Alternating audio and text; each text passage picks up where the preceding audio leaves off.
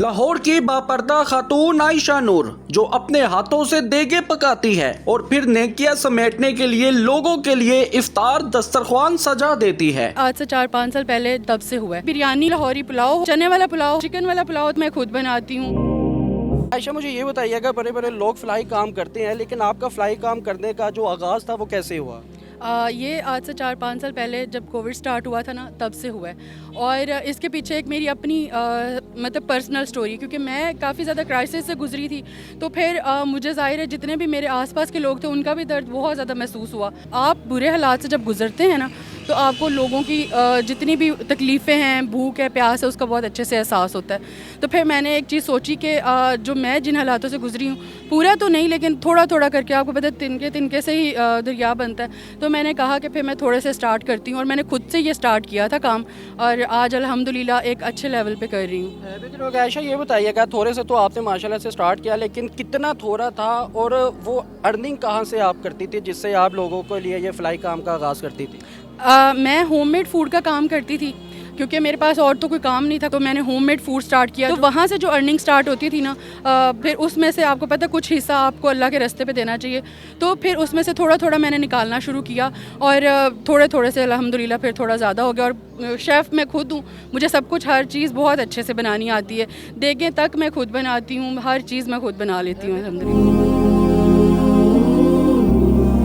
ख़वातीन को, हमारे घर की बेटियों को, बहनों को, हमारे घर की जो ख़वातीन होती हैं उनको घरों में तो बड़ा शौक़ होता है, बचपन से ही वो हांडी बना ली, रोटी बना ली, लेकिन देगों का जो ख्याल आया और देगे बनाकर खुद अफ्तारी लोगों को करवाने का जो ख्याल आया, ये कैसे आया आपको? ये ऐसे आया कि मुझे खुद खाना अल्हम्दुलिल्लाह बहुत अच्छा बनाना आता है। तो मुझे दूसरों के हाथों पे इतना वो नहीं हो, मुझे दूसरों का खाना बहुत कम पसंद आता। तो मैंने कहा जो मैं इतना अच्छा बनाती हूँ, जो मैं बना के सेल करती हूँ, तो वो जो लोग खाने आते फिर उनको भी मेरे हाथ का खाना मिलना चाहिए। ठीक है, ज़रूरी नहीं कि ये मैं सिर्फ एक कमाई का ज़रिया बनाऊँ। जो मेरा हुनर है, इससे मैं लोगों को भी खुश करूँ जो अल्लाह के रास्ते पे देखे। बेहतर होगा। आयशा, ये बताइएगा, कुछ क्वेश्चन मेरा ये है कि बड़े लोगों को शौक़ होता है अपनी पब्लिसिटी करवाने का, लेकिन आप अगर ये फ्लाई काम कर रही है तो पर्दे में रह कर करती है, इसका क्या राज है?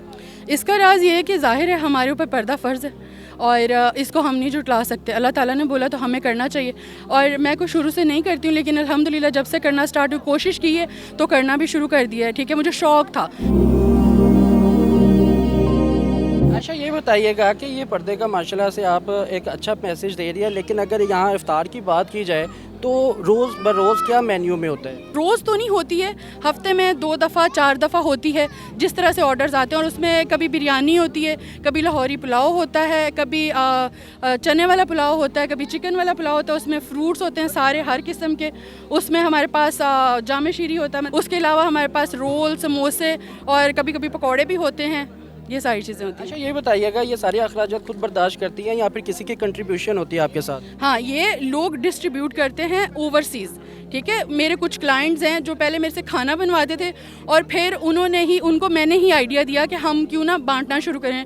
तो उन्होंने कहा कि चलें ठीक है, जो आप काम करें हम आपको सपोर्ट करते हैं। और जब भी वो ऑर्डर देते हैं, फिर मैं वो बना के उतना जाके डिस्ट्रीब्यूट करती हूँ। जो ओवरसीज़ हैं या कभी पाकिस्तान से भी, तो मैं सबको कहूँगी कि आप लोग और ज़्यादा करें, ताकि हम और ज़्यादा इस फैमिली को बढ़ा के बना सकें।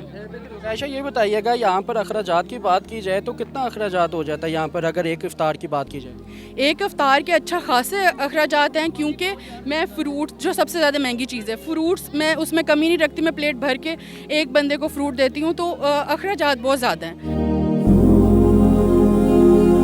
घर की छत पर आप करवाती है, तो कभी सोचा नहीं कि मैं गली में करवाऊँ या फिर किसी खुली जगह पर करवाऊँ, या फिर यहाँ पर ही आपने अपना वो रखा हुआ है, मरकज़ रखा है? मैं झोंपड़ियों में जाके उधर लाइव कुकिंग करके, देगे बना के झोंपड़ियों में उनको खिला के अपने हाथों से आई हूँ, पूरी केटरिंग का सामान ले जाके, और वो लोग इतने खुश होते थे। और उसके अलावा मैं जो जहाँ पे मज़दूर बैठे होते हैं अड्डों में, वहाँ जाके अपने हाथों से बना के वहाँ पे भी डिस्ट्रीब्यूट करके आई हुई हूँ। तो कितने लोग इस दस्तरखान पे माशाल्लाह इजीली आ जाते हैं? जितने हमारी छत पे पूरे आ जाएं, 200-300 जितने भी लोग आ जाएं, हम कहते हैं कि आ जाएं बस। खाने का एहतमाम किया जाता है या फिर राशन की भी कंट्रीब्यूशन की जाती है? राशन देना, शादी करवाना किसी यतीम बच्ची की या बेसहारा बच्ची की, या मशीनें देना किसी को, बच्चियों को, ये भी होता है। लेकिन ये तब होता है जब हमारे पास कोई केस आता है, हम उसकी इन्वेस्टिगेशन करते हैं और वो ऑथेंटिक केस होता है, और फिर मैं आगे जो मेरे जितने भी ओवरसीज़ क्लाइंट्स हैं उनको बताती हूँ, उनमें से फिर जो भी फंड करता है हम उनको देते हैं, लेकिन ये रेगुलर नहीं होता, पूरा साल नहीं होता, ये तब होता है जब कोई एक ऑथेंटिक केस आता है।